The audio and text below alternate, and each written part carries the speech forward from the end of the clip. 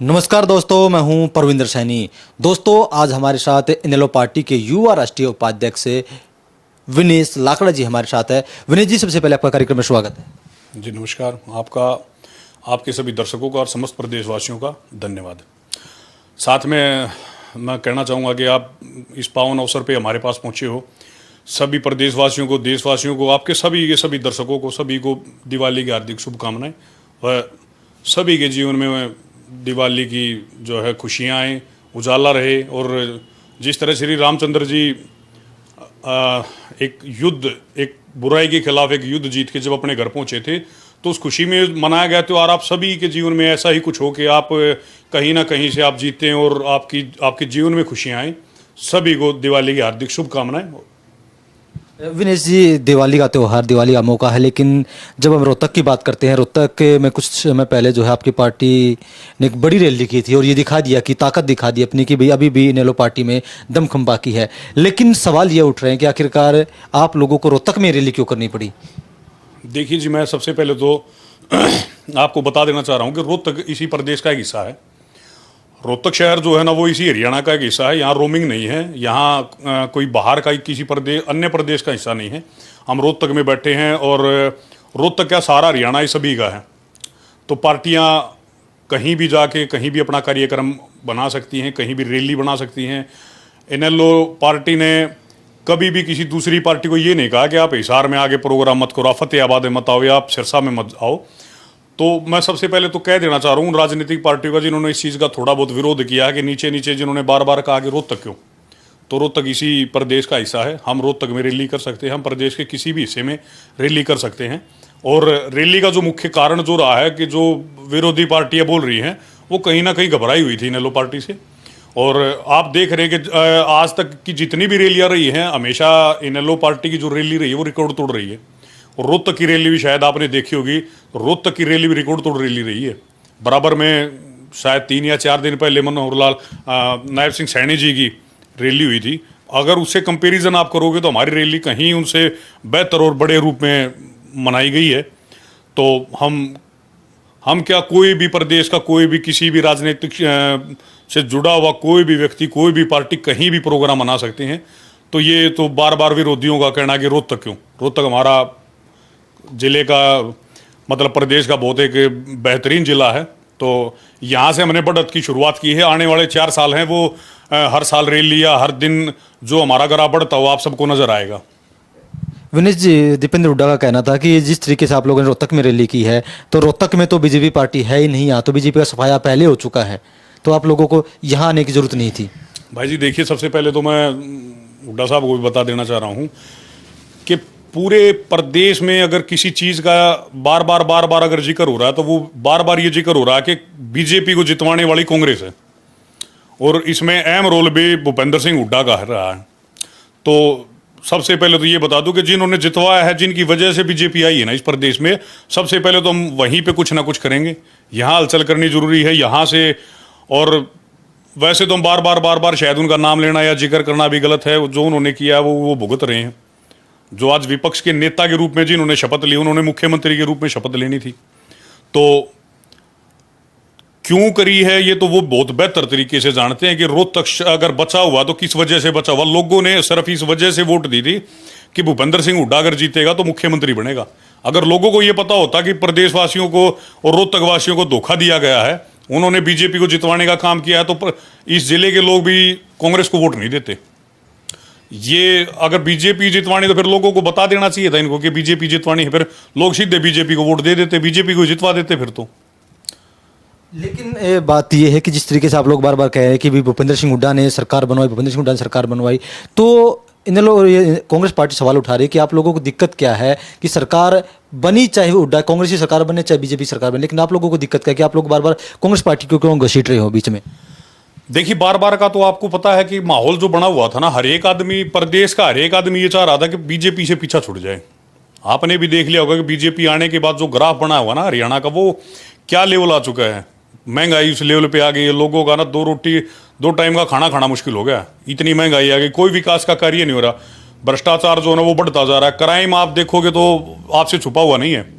आप शायद मेरे ज़िले से बाहर के भी इधर उधर हर जगह आप लोगों को जानते हो, मीडिया से साथी हो आप, आपको हर एक चीज़ों का पता कि क्राइम किस लेवल पे बढ़ गया। अगर किसी भाई के पास दो पैसे कहीं से भी आ गए तो धमकियाँ के फ़ोन आ रहे हैं, क्राइम बढ़ रहा है, महिलाओं के साथ रेप की घटनाएं कितनी हो गई, व्यापारियों के साथ धमकियों के फ़ोन आ रहे हैं, ठीक ठाक कोई काम करने वाला रोजगार वाले आदमियों के पास फ़ोन आके कहीं ना कहीं हफ्ता मांगा जा रहा है, वसूली की जा रही है और जान से मारने की धमकियाँ दी जा रही हैं। तो इतने क्राइम को देखते हुए अगर विपक्ष को अगर अपनी कहीं भूमिका या विपक्ष को कहीं अपनी शक्तियों के बारे में पता हो तो वो आवाज़ नहीं उठाएंगे तो कौन उठाएगा? तो कांग्रेस अगर नहीं बोल रही तो हम बोलेंगे और कौन बोलेगा? चाहे प्रदेश में आप रेप की घटनाएं लगा लो, हत्याएं लगा लो, कितना बुरा हाल हो गया प्रदेश का। मैं शायद प्रदेश भर के बारे में, हर एक जिले के बारे में क्या कहूँ, रोहतक शहर में आप कहीं चलना, सारा रोहतक शहर की गलियां रोड सारे तोड़े हुए, कोई बन नहीं रहा, सारे शहर में गंदगी फैली हुई है। तो आप ये बताओ कि किस तरीके से क्या चाहें, हम कैसे चाहेंगे बीजेपी जीत जाए बार बार? हम तो चाह रहे थे कि बीजेपी हारे और हमारी सरकार आएगी। तो देखो, हम तो आप लोगों को पता है कि हम तो सड़कों पे उतरे हैं, हम तो समाज के लिए, लोगों के लिए, हितों के लिए हमने तो लड़ाई लड़ी है। विनेश जी, एक टैगलाइन है जिसे आपके सभी कार्यकर्ता बोलते हैं कि अब यही सत्य है, इसका मतलब क्या है? देखिए, अब यही सत्य है का तो मुझे क्या, पूरे हरियाणा के कहीं भी किसी आदमी से भी पूछ लेना जिनका भी वास्ता पड़ा है, हमारी पार्टी से पड़ा है या चौधरी अभय सिंह चौटाला जी से। राजनीति का अगर कहीं भी नाम आएगा तो राजनीति का सबसे पहला अक्षर है झूठ। राजनीति झूठ पे चलती है, लेकिन हमारी पार्टी एकमात्र ऐसी पार्टी, एकमात्र ऐसे नेता है समस्त पूरे हमारे प्रदेश में, हमारे देश में एक नेता ऐसा है जिसके साथ सत्य जुड़ा है। आप भी पढ़ रहे होगे, आपने भी सुना होगा, अब यही सत्य है भाई। ना तो कहीं गोलीबाजी है, ना कहीं किसी को भी ये बहलाया जा रहा है, फुसलाया जा रहा है कि आप आओ हम ये कर देंगे वो कर देंगे। आप जाओ अभय सिंह जी से मिलो, जो पुराने जुड़े हुए लोग हैं उनसे आप जाके पूछो। जिस चीज़ की नेताजी ने ये कह दिया कि ये काम होगा तो वो काम होगा, हर हाल में काम होगा। जिस चीज़ के लिए उन्होंने ये कह दिया मेरे से नहीं होगा तो नहीं होगा। लोगों की तरह चक्कर कटाने वाले या झूठ की राजनीति उन्होंने कभी नहीं की, इसलिए अभय सिंह को सत्य बोला जा रहा है। आप आज तक किसी भी एक नेता के बारे में बता दो जिस नेता के साथ सत्य लगा हुआ है, अभय सिंह से अलग। बिल्कुल आपकी बात में दम है, लेकिन एक कांग्रेस आरोप लगाती रहती है कि इनेलो और बीजेपी दोनों एक ही पार्टी हैं, एक ही टीम है, ए और बी हैं ये। देखिए, ए और बी तो कांग्रेस वालों से ही पूछ लो, ए बी क्या होती है। वैसे अगर आप क्रिकेट को ले लो, इसमें फुटबॉल को ले लो, बॉक्सिंग को ले लो, कुश्ती, ए और बी टीम का मतलब होता है कि ये दोनों अपोजिट पार्टी और आमने सामने। हमें बी टीम कह रहे हैं, हम तो प्रतिद्वंदी हैं। और भूपेंद्र सिंह हुड्डा खुद ही ये टीम है, वो खुद ही बीजेपी की टीम है, वो खुद ही बीजेपी के लिए काम कर रहे हैं। भूपेंद्र हुड्डा का मतलब ही बीजेपी है, बीजेपी के लिए काम कर रहे हैं। प्रदेश भर में मैं आपको एक बात बता देना चाह रहा हूं, प्रदेश भर में आप कहीं भी किसी से भी जाके पूछो, जिस भी हल्के के लोग भूपेंद्र सिंह हुड्डा से जाके ये मिले हैं कि फलाने नेता को यहां से टिकट मत देना, हम उसको वोट नहीं देंगे, उसने कभी काम नहीं किया हमारे लिए। भूपेंद्र सिंह हुड्डा ने जबरदस्ती उन्हीं लोगों को टिकट दी है जिन लोगों को लोग हराना चाह रहे थे। तो जब उन लोगों को टिकट देंगे जिनको लोग हराना चाह रहे, तो जीतेगा कौन? बीजेपी जीतेगी। तो वो जितवाना ही बीजेपी को चाह रहे थे, नहीं तो इतनी कड़ी लहर थी पूरे हरियाणा भर में, जो एक लहर थी कि बीजेपी के खिलाफ था पूरे का पूरा हरियाणा। उसके बाद अगर बीजेपी जीती है तो भूपेंद्र सिंह हुड्डा की वजह से जीती है। विनेश जी, भारतीय जनता पार्टी को 1 साल हो गया है चुनाव जीते हुए, तो 1 साल को आप किस तरीके से देखते हैं बीजेपी के? जी देखिए, मैं अगर मेरे से आप स्कोरिंग के हिसाब से पूछोगे तो मैं 10 में से ना 0 नंबर देना चाहूँगा बीजेपी को।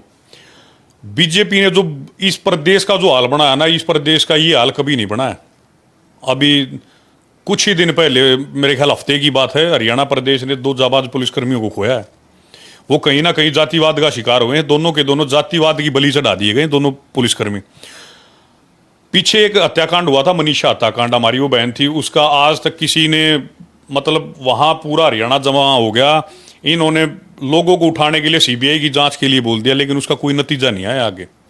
और जो पुलिसकर्मी हमारे जो शहीद हुए हैं, दोनों के दोनों हमारे भाई जो शहीद हुए हैं, उन लोगों के बारे में आप देख लेना, आखिर तक कोई नतीजा नहीं निकल के आएगा, क्योंकि ये दोनों के दोनों राजनीति की भेंट चढ़े हुए हैं।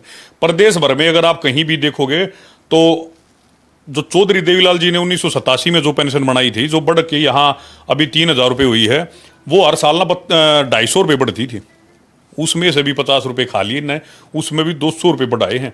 जो बुजुर्ग, जो महिलाएं जो थी, जो इंतजार कर रहे थे कहीं ना कहीं दिवाली का तोहफा मिलेगा और त्यौहार जो है ना वो खुशियों के साथ मनाया जाएगा, तो वहां भी डाका डालने का काम किया है। उसमें से भी बुजुर्गों के भी 50 रुपये खा लिए, 200 रुपये। हालांकि 200 पे हम बात क्यों कर रहे हैं कि पहले 250 बढ़ते थे, अब 200 बढ़े, इसलिए हमारी 200 की बात हुई है। वरना ये बार बार एक नारा दे रहे थे कि हम तो 5000 रुपये पेंशन देंगे, 5,000 रुपये पेंशन दी नहीं इन लोगों ने। HKRN वाले इन्होंने लटका के रख दिए, उनको यही नहीं पता कि करना क्या है, नौकरी उनके पास है या नौकरी छोड़नी है, क्या करना। जगह जगह धरने चल रहे हैं लोगों को। मतलब तमाम जो वर्ग है ना, 36 की 36 बिरादरी वो इतनी परेशान हो चुकी। किसी मतलब आप नंबर के बारे में पूछो ही मत ना, नंबर तो मेरे से छोड़ो। रोड पे राह चलते आप जिसको भी रोक के पूछोगे ना बीजेपी का काम कैसा लग रहा, तो शायद मुझे तो कोई ना कोई ये कह दे कि मैं किसी पार्टी से जुड़ा हूं इसलिए कमी निकाल रहा हूं। आप राह चलते किसी भी आदमी से पूछ लेना, बस वो बीजेपी का ना हो। बीजेपी का मतलब आप समझ रहे हो, जो पार्टी का कहीं ना कहीं शहर जो मलाई खाने का काम कर रहा है, उससे अलग प्रदेश के किसी भी हिस्से, किसी गांव शहर कस्बे कॉलोनी गली में जाके, किसी घर में जाके आप गेट खुलवा के पूछ लेना कि बीजेपी का काम कैसा लग रहा है, तो हर एक आदमी आपको बता देगा बीजेपी का काम कैसा लग रहा है। विनेश जी, कल बीजेपी का 1 साल होने पर कई जगह प्रेस कॉन्फ्रेंस की गई और सीएम साहब ने भी कहा कि भाई 200 रुपये पेंशन, और दूसरी तरफ 24 फसलों पर MSP, इसके अलावा महिलाओं को 2100 रुपये। तो उन्होंने काफ़ी सारे जो है तकरीबन 47-48 काम गिनवाए जो उन्होंने 1 साल में किए हैं। देखिए, मैं आपको एक बात बता देना चाह रहा हूँ।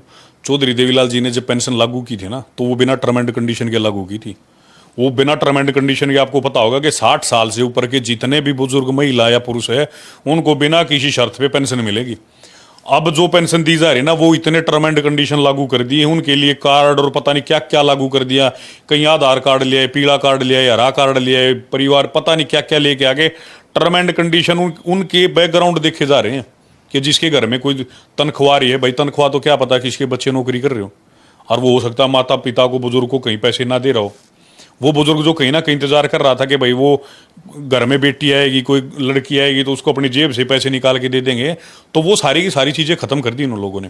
टर्म एंड कंडीशन लागू कर दी इन्होंने। लाडली योजना जो, उस पर भी टर्म एंड कंडीशन लगा रखी है, यहाँ भी लगा रखी है, HKRN पे भी लगा रखी है। इन सब वर्गों से अलग अगर आप लेके आओगे तो रोजगार पे है, जो ये बार बार बोल रहे थे कि हर साल हम तो 2 लाख नौकरियां दे देंगे, तो आप नौकरियों की संख्या आपने देखी होगी। पिछली बार इन्होंने एक CET का एक एग्जाम और लागू कर दिया, कहीं ना कहीं लोगों को, बच्चों को काटने छाटने रोकने के लिए एक एग्जाम और लागू कर दिया। भाई इसको और क्लियर करो, उसके बाद हम वैकेंसी निकाल लेंगे, फिर हम उसका एग्जाम लेंगे। तो वो एग्जाम भी होने के बाद इन्होंने पिछली बार जो करा था वो अभी जाके वो नौकरियां दी हैं। पीछे इलेक्शन कमीशन का अड़ा दिया इन्होंने कि अब तो इलेक्शन आ गए, इलेक्शन के बाद हम नतीजा जो आएगा उसके बाद हम इसकी लिस्ट निकालेंगे। लिस्ट आने के बाद भी अब तो 1 साल हो गया, उसके बाद तो कोई टेट नहीं हुआ, कोई CET नहीं हुआ है, उसके बाद तो कोई नौकरियां नहीं निकली हैं। तो तमाम वर्ग अगर आप पूछोगे, तमाम वर्ग परेशान है इसमें, बच्चों से लेके, बुजुर्गों से लेके, युवाओं तक का। एक अलग स्तंभ जो हमारा देश कहीं ना कहीं जिसके सारे रुका हुआ है, कहीं ना कहीं टिका हुआ है, वो है किसान वर्ग। किसानों का जो बदहाल हो चुका है ना फिलहाल की सरकार में। सरकार तो पिछली ने भी यही हाल किया था, भूपेंद्र सिंह हुड्डा भी आपने देख लिया होगा, 4 रुपये, 6 रुपये, 2 रुपये के चेक भी लोगों के बना के दिए थे। वो सेम हाल इन लोगों ने कर दिया है। बारिश हुई थी, बारिश के कारण इतना बुरा हाल हुआ पड़ा है प्रदेश का, लोगों के खेतों में पानी भरा है। जैसे तैसे करके कोई भी मेहनत करके कहीं किसी का थोड़ा बहुत बचाव रह गए, उस फसल को काट के अगर मंडी तक लेके जा रहा तो मंडी में वो फसल नहीं बिक रही है। उसको कहीं नमी बताई जा रही है, किसी को दाना खराब बताया जा रहा है, कहीं कुछ बताया जा रहा है। अब किसान के हाथ में तो ये चीज़ नहीं है कि वो बारिश करवा देगा या वो बारिश रोक देगा, लेकिन इतनी मेहनत के बाद जब किसान वहाँ जा रहे हैं तो उनकी फसल नहीं बिक रही है। MSP की तो बहुत बाद की बात है कि MSP लागू होंगे नहीं होंगे, खरीदेंगे नहीं खरीदेंगे, उससे पहले तो आप खरीद लो जो मंडी में गई हुई है। इनेलो पार्टी का मिशन क्या है? देखिए, इनेलो पार्टी के बारे में अगर मेरे से आप पूछोगे तो इनेलो पार्टी ने जो अभी तक काम किए ना वो सारे सामाजिक काम किए हैं। राजनीति कभी नहीं की इनेलो पार्टी ने। चाहे बिजली की दरें बढ़ाई गई हैं, चाहे कोई कहीं भी कोई हादसा हो रहा है, पानी नहीं आ रहा है उसके ऊपर इनेलो लड़ रही है, बिजली महंगी हो रही है उसके ऊपर इनेलो लड़ रही है, फसल नहीं हो रही उसके लिए इनेलो लड़ रही है। किसान आंदोलन जब हुआ था उसके लिए भी इनेलो लड़ी थी। हम हर वर्ग के साथ हैं, 36 की 36 बिरादरी। कहीं कोई भी जहां हमें याद करेंगे, जहां हमें मुद्दा दिखेगा, जहां हमें याद किया जाएगा, इनेलो पार्टी सड़कों पर उतर के हम हर किसी का साथ देंगे। तो चलिए दोस्तों, इनेलो पार्टी का जो मिशन है, जो एजेंडा है, वो पूरी तरीके से साफ है। जहाँ पर भी लोगों के साथ नाइंसाफ़ी होगी, जहाँ पर भी लोगों को दिक्कत होगी, वहाँ पर इनेलो पार्टी सड़कों पर उतरकर सरकार का विरोध करने का काम करेगी। विनेश जी, हमसे बातचीत करने के लिए आपका बहुत बहुत धन्यवाद। जी धन्यवाद।